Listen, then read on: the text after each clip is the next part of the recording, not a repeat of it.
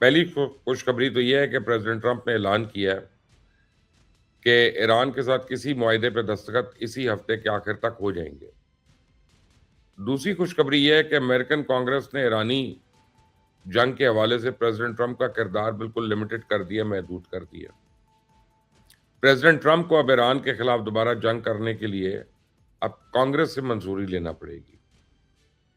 तो मैं आपको बताऊं कि अमेरिकन ऐवान नुमाइंदगान में ईरान जंग के इशू पर रिपब्लिकन्स को शिकस्त क्यों हुई?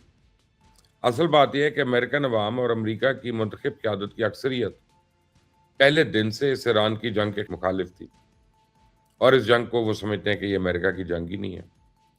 जिन दिनों ईरान पे बॉम्बिंग हो रही थी, उन दिनों नेतन्याहू ने एक इश्तियाल अंगेज़ दावा किया था कि वो पिछले 40 साल से इस जंग की तैयारी कर रहा है और ये बात रिकॉर्ड का हिस्सा है कि इज़राइल में नेतन्याहू जब भी इक़्तिदार में आया, उसने अमेरिकन सदूर को ईरान के खिलाफ भड़काने के लिए हर मुमकिन कोशिश की।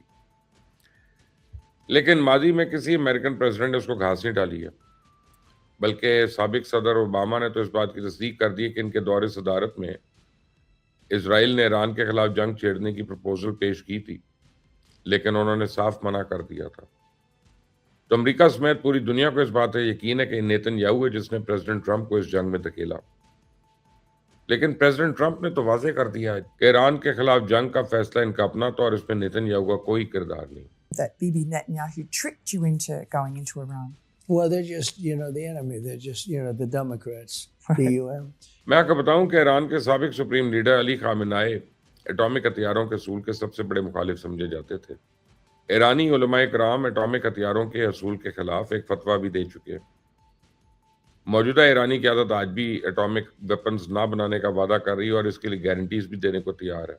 तो जंग से पहले ट्रंप इंतजामिया ने जब सलाह मशवरों में मसरूफ थी, तो इस वक्त अमेरिका की इंटेलिजेंस कम्युनिटी ने व्हाइट हाउस को बाकायदा एक रिपोर्ट पेश की थी कि ईरान अभी जौहरी हथियार बनाने के काबिल नहीं है। अब पूरी दुनिया आज भी इस बात पे हैरान है कि प्रेसिडेंट ट्रंप अपनी नेशनल इंटेलिजेंस एजेंसी की रिपोर्ट पे एतबार क्यों नहीं कर रहे और इस कदर मुखालफत के बावजूद ईरान के खिलाफ जंग में कूदने का फैसला क्यों उन्होंने कर लिया।